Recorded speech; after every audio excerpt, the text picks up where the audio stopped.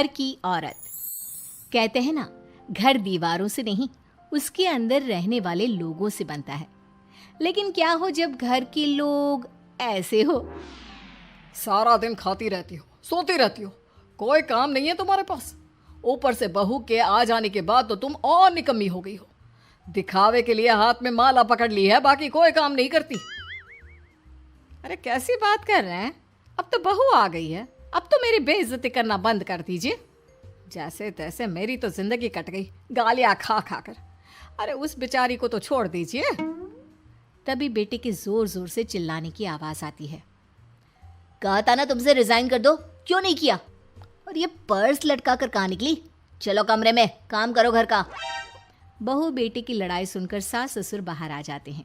सामने खड़ी होती है नई नवेली बहू रीमा। देख लीजिए माँ जी, शादी से पहले तो मेरे माँ पापा के सामने कहा था कि शादी के बाद नौकरी करने देंगे, लेकिन अब क्या कह रहे हैं? तो तुम माँ जी को क्यों बोल रही है बहू? तब उसका मन रहा होगा, अब नहीं है। पर पिताजी, उसके मन से मेरा करियर तो नहीं चल सकता ना। ससुर को बहू की बात पर गुस्सा आ जाता है। वो बेटी की तरफ देखता है। पापा से जबान लड़ाती है, रुक। ये बोलकर वो पत्नी को खींचकर कमरे में ले जाता है और बंद कर देता है। ये सब देखकर सास दुखी हो जाती है। पति के जाने के बाद सास बेटे से कहती है, देख बेटा, अब जमाना कुछ और है। तेरे पिता ने घर में औरतों की कद्र नहीं की, लेकिन तू ऐसा ना बन। शहर की समझदार पढ़ी लिखी लड़की से शादी की है तूने, उसका ख्याल रखा कर, तमीज से पेश आया कर। जा, बहू को कमरे से बाहर ले आ। लेकिन बेटा नहीं मानता और बहू कमरे में सारा दिन बंद रहती है। शाम को बेटा बाहर जाता है कि सास चाय और बिस्कुट लेकर बहू के कमरे में जाती है। बहू बेटा ये ले, चाय पी ले। रो रो कर कैसी शक्ल बना ली है बेटा।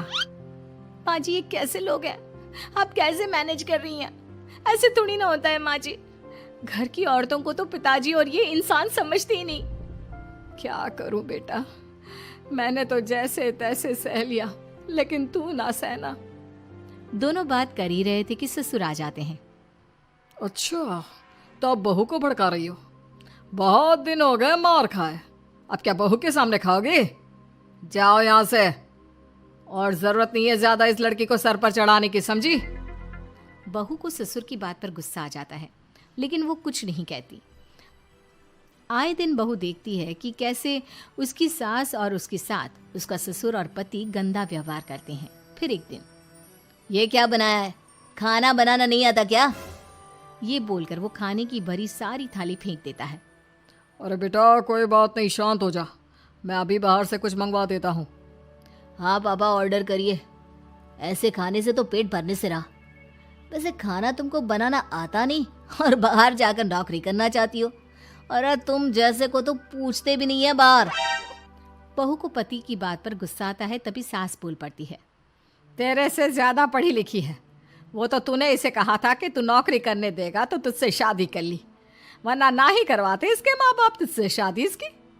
और कमाती भी ये तेरे जितना ही है बेटा। बहू हैरान रह जाती है कि जो सास खुद के लिए एक बार भी खड़ी नहीं हुई, वो उसके लिए बेटे को भी भला बुरा सुना रही है। उसकी नज़र में सास की इज्जत और बढ़ जाती है। वो सास को देखकर ये सब सोच ही रही थी कि उसके कान में एक जोर से चांटे की आवाज आती है। किसको किसको मार पड़ी? वो देख ही रही होती है कि उसकी नज़र जमीन पर बैठी सास पर पड़ती है। अभी तो धीरे से मारा, फिर जुबान खोली ना तो ऐसा मारूंगा कि कान के पर्दे फट जाएंगे। सास रो रही थी। बेटा और पति वहां से चले जाते हैं। पिताजी अच्छा किया माँ को जोर का चांटा लगाकर। आगे से जबान खोलने से पहले 4 बार सोचेंगी। बड़ी आई। दोनों हंसते हुए वहां से निकल जाते हैं। बहू सास को उठाती है और पानी देती है। मैंने ये दिन रोज देखे हैं बहू, लेकिन तू नहीं सहना। तू अपना जीवन अपने अनुसार जीना। शादी के वक्त मैंने तेरी माँ से बात करने की कोशिश की थी, उन्हें बताया था, लेकिन वो नहीं मानी। बहू सास को पकड़कर रोने लगती है। वो इसलिए नहीं मानी क्योंकि वो मेरी सगी माँ नहीं है। माँ जी, जिस तरह से आप मेरे लिए खड़ी हुई है ना, मेरी माँ भी नहीं हुई। बेटा मैं तेरा भला चाहती हूँ, तू नौकरी इस घर में रहकर तो नहीं कर पाएगी, एक काम कर, इस घर से चली जा, पैसे कमा और खुश रह। माँ जी, हो सकता है कल तक मैं आपके इस फैसले को मान जाती, लेकिन आज नहीं। माँ जी, आप यहाँ इस नर्क को झेले और मैं आपको छोड़कर चली जाऊं? नहीं, कभी नहीं। अगले रोज, सुनिए, वो क्या है ना, मुझे कुछ कपड़े और गहनों की ज़रूरत है, तो ज़रा पैसे दीजिए ना। अब आप घर के मर्द हो तो पैसे तो आपसे ही मांगूंगी ना। बुरा तो नहीं लग रहा ना आपको? नहीं नहीं, बुरा क्यों लगेगा, ये लो कार्ड, कर लेना शॉपिंग। अगले रोज, बिजली का बिल आया है 10,000 का, भर दीजिएगा। इतना बिल कैसे आ गया? बेटा वो क्या है ना, सारा दिन बहू घर में रहती है तो कमरे में एसी और टीवी चलता रहता है। अब कम से कम बाहर जाए तो 4 पैसे कमा कर लाए। लेकिन हम लोगों को थोड़ी ना औरत की कमाई खानी है, वो तो मर्द ही करता है ना। पति पर्स देखता है और फिर हाँ माँ, ठीक बोल रही हो। खैर चलता हूँ, ऑफिस का वक्त हो गया है। पति ऑफिस से पिता को फोन करता है। पापा, घर के खर्चे तो बढ़ते ही जा रहे हैं, ऊपर से महंगाई आप देख रहे हैं। मैं सोच रहा हूँ क्यों ना मीना को नौकरी के लिए हाँ कर दूं, 4 पैसे ही लाएगी ना घर में। वो तो तू ठीक बोल रहा है, लेकिन ये औरत की जात, कल को 4 पैसे कमाने लगे तो यह नहीं कि सर पर चढ़कर नाचे। हाँ पिताजी, बात तो सही है। वो तो आप हैं जो माँ को मुट्ठी में रखा है, वरना मेरी वाली तो। खैर, सोचते इस बारे में। शाम को पूरा परिवार साथ बैठा होता है। वो कल पनीर की सब्जी बनानी है तो थोड़े पैसे देकर जाना। और हाँ, कीर्तन भी रखा है संडे को, उसके लिए सामान की लिस्ट बना दी है, ले आना। पापा को दे दो, वो ले आएंगे। अरे पापा कहाँ से ले आएंगे, मेरे पास नहीं है पैसे वैसे। लो, पैसे ही नहीं है? मेरे पापा की जेब तो हमेशा नोटों से भरी रहती है। बेटा, लक्ष्मी को जो पूजता है ना, उसके पास लक्ष्मी रहती है।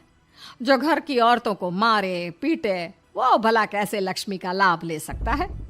वाह वाह, क्या बात है, तो जबान खुल रही है तुम्हारी। लगता है भूल गई पुरानी मार और डांट, क्या? हाँ माँ जी, शांत हो जाइए। मैं नहीं देख सकती आपको मार खाता, और फिर हो सकता है कि मैं आपको बचाने आऊँ तो ये भी मुझे मारे।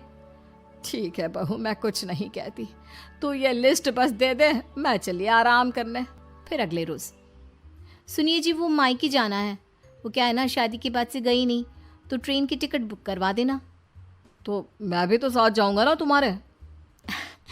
तो ठीक है, फिर फ्लाइट की ही टिकट करवा दीजिए। वो क्या है ना, अच्छा थोड़ी ना लगता है आप पहली बार मेरे साथ जा रहे हो और हम ट्रेन से चले, ठीक है ना? पति ऑफिस जाता है, जहाँ उसका दोस्त कहता है, अरे क्या हो गया यार, परेशान सा दिख रहा है। तेरी तो नई नई शादी हुई है, भाभी परेशान कर रही है क्या? अरे नहीं यार, तू तो जानता है थोड़ी सी कमाई में घर चलाना मुश्किल हो रहा है। तू कैसे मैनेज करता है यार? कैसे क्या यार, तू जानता है ना मेरी बीवी रिया को, वो टीचर है, फिर घर में ट्यूशन करती है, साथ में बच्चे भी पढ़ लेते हैं। यार, घर नाम की गाड़ी दोनों पहियों के साथ चलने से ही चलती है। वो भी कमाती है और मैं भी, और चल रहा है घर बस। पति को दोस्त की बात समझ में आती है, लेकिन पिता का ज्ञान कैसे भूल सकता था? भाई, कल को सर पर चढ़कर नाचने लगी तो। शाम को घर आता है, जहाँ उसकी बुआ और उसका बेटा बैठे होते हैं। अरे आ गया लल्ला, कैसा थका थका सा लग रहा है, सब ठीक है ना? नमस्ते बुआ, कैसे आना हुआ? कैसा है रमेश? भाई को तो भाई की याद ही नहीं आती। अरे नहीं नहीं भैया, याद नहीं आती तो यहाँ कैसे आता? ये लीजिए मेरी शादी का कार्ड, जरूर आना। पति कार्ड खोलता है। डॉक्टर रश्मि, अरे वाह, तेरी होने वाली बीवी डॉक्टर है। और क्या भैया, आपकी बीवी इंजीनियर तो मेरी डॉक्टर। तभी वहाँ सास आ जाती है। अरे जब घर में ही बिठाना है बेचारी को, तो काहे का इंजीनियर है, तो काम वाली ही, घर का काम करती है और आराम। इतनी पढ़ी लिखी लड़की को घर पर क्यों बिठा रखा है? अरे बहू कहीं झोला चाप डिग्री तो नहीं लेकर आई है?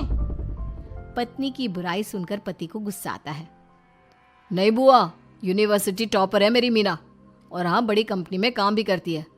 बस शादी के बाद कुछ महीनों की छुट्टी ली थी, अगले हफ्ते से ऑफिस शुरू हो जाएगा। क्यों मीना?